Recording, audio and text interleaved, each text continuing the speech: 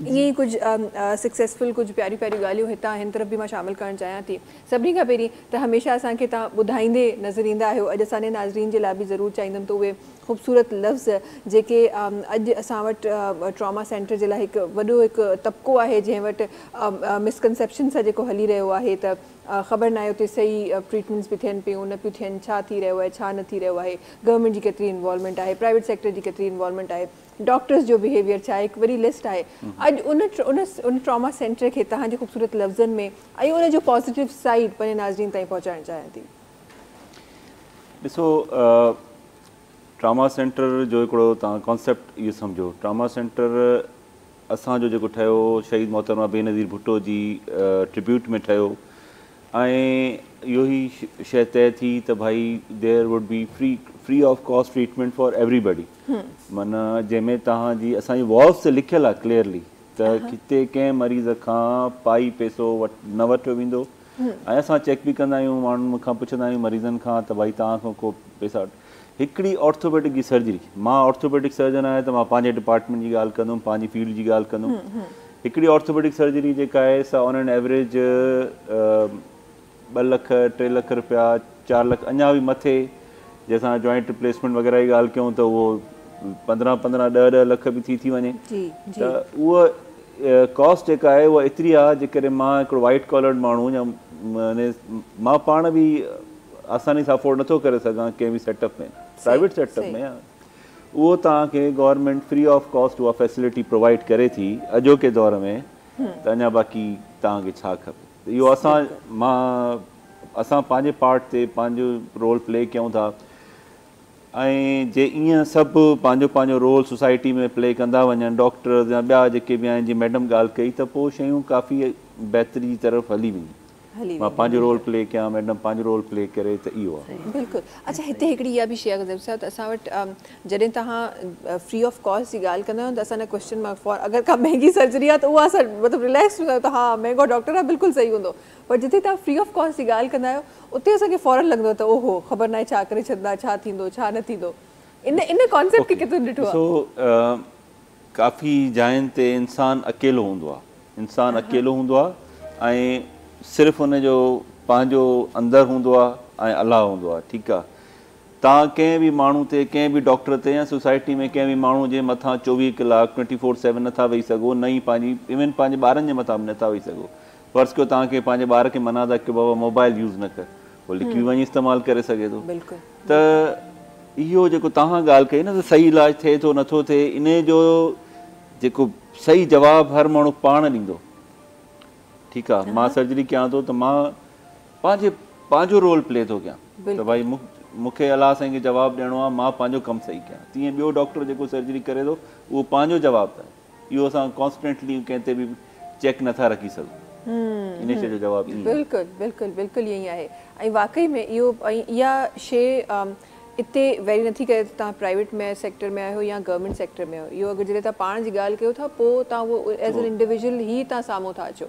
You cannot monitor everybody every time, ठीकु आहे, all the time। हा, ठीकु आहे, इंसान खे असां सिर्फ़ु हिदायत करे सघूं था कंहिंखे यार हे न कर, करिणो हूंदो त उहो काथां न काथां कीअं न कीअं करे उहो रस्तो कढी वठंदो। बिल्कुलु, जे करणु थिए त पोइ त रस्तो कढी वठंदो। तव्हांजी तरफ़ वठणु चाहींदमि दिलीप साहिबु, तव्हां खां हीअ जेका ॾाढी ख़ूबसूरत हिकु जर्नी आहे जेका तव्हां खणी हली रहिया आहियो गुज़िरनि कई सालनि खां, उन ख़ूबसूरत जर्नी जी ख़ूबसूरती पंहिंजे नाज़रीन ताईं पहुचाइणु चाहियां थी तव्हांजे लफ़्ज़नि में। महिरबानी तव्हांजी। ऐं हाणे हीउ जेको सफ़र आहे हीउ मुंहिंजो तक़रीबन 94-95 खां शुरू थियो। माशाल्लाह माशाल्लाह। सो आउं पंहिंजे हिसाब सां पंहिंजी हैसियत में पंहिंजे तरीक़े सां मुख़्तलिफ़ माण्हुनि जी एजुकेशन जे हवाले सां, हेल्थ जे हवाले सां, रोज़गार जे हवाले सां कमु कंदो रहंदो आहियां। हिन वक़्तु जॾहिं खां 9 साल थिया आहिनि त आउं अॼुकल्ह ओमान में रहां थो, त उते खां यकीनन इंसान पंहिंजे वतन खे, पंहिंजे मुल्क खे, पंहिंजे माण्हुनि खे विसारे नथो। त उते वेहण खां पोइ बि मां पंहिंजो उहो सफ़र जेको आहे सोसाइटी जो जेको मूंखे फ़र्ज़ु सम्झां थो उहो जेको आहे जारी रखंदो पियो अचां। पोइ जेतिरो बि थी सघे थो, लाज़मी न आहे त मां हिन सोसाइटी जे सभिनी मसइलनि खे हल करे सघां ऐं मुंहिंजे वस में बि कोन्हे उहो, पर जेतिरो मूंखां थिए थो, जेका मुंहिंजी हैसियत आहे, जेको मुंहिंजो दोस्तनि जो सर्किल आहे असांजो, ओसि ताईं जेको कुझु थी सघे थो उहो माण्हुनि ताईं ज़रूरु जेको आहे उहो कंट्रीब्यूट कयां थो। ठीकु आहे न। सो इन सिलसिले में जेको आहे तव्हांजो को सुवाल हुजे त बिल्कुलु असां वरी जवाबु ॾियण तयारु आहियूं। बाक़ी रही ॻाल्हि त यकीननि सिंध जा माण्हू अॼु ॾिसनि पिया ऐं सम्झनि था त केतिरो कमु कयो अथऊं असां एजुकेशन में। हिन वक़्तु तक़रीबन आउं सम्झां थो एजुकेशन जे हवाले सां सिर्फ़ु हिन 6 महीननि में असां तक़रीबन 100 शागिर्दनि जूं यूनिवर्सिटी लेवल ते जेके पढ़ंदड़ मेरिट ते जेके पढ़नि था गवर्नमेंट यूनिवर्सिटी उन्हनि जूं फ़ियूं जमा कराए चुका आहियूं। तक़रीबन असां सिंध जे तक़रीबन 50 खां 60 माण्हुनि खे रोज़गार ॾेई चुका आहियूं। कंहिंखे चिंची वठी ॾिनी अथऊं, कंहिंखे रिक्शा कंहिंखे केबिन वठी ॾिनी अथऊं, कंहिंखे जेको आहे गाॾो वठी ॾिनो अथऊं, कंहिंखे कुझु करे ॾिनो अथऊं। बहरहाल मुख़्तलिफ़ कुझु माण्हू अहिड़ा बि आहिनि जिन खे माण्हुनि खे असां घर ठाराए ॾिना आहिनि, माना मुकमल घर। कुझु माण्हुनि जे घरनि जा कमरा ठाराए ॾिना अथऊं। असुल में मुख़्तलिफ़ कमु कया अथऊं सोसाइटी में ऐं तमामु घणा कमु कया अथऊं। सिंध जे माण्हुनि खे सॼी ख़बर आहे मां सम्झां थो। पर हाणे इहो आहे त ॻाल्हि इहा आहे त हीउ कमु को वॾी हैसियत नथो रखे मुंहिंजे हिसाब सां। जेतिरा मसाइल आहिनि सिंध में, जेकॾहिं आउं इंटीरियर जी ॻाल्हि करियां त गुरबत एतिरी आहे, प्रॉब्लम एतिरा आहिनि जंहिंजो को बेइंता आहिनि। माना इन में अहिड़ा माण्हू 100,000 पैदा थियणु खपनि। ऐं मुंहिंजो मक़सदु बि इहो हूंदो आहे जॾहिं असां सोशल मीडिया ते शयूं ॾेखारींदा आहियूं, मज़हबी तौरु असांजे दोस्तनि जो इहो कॉन्सेप्ट हूंदो आहे त हिकिड़ो हथु ॾिसे ॿियो न ॾिसे।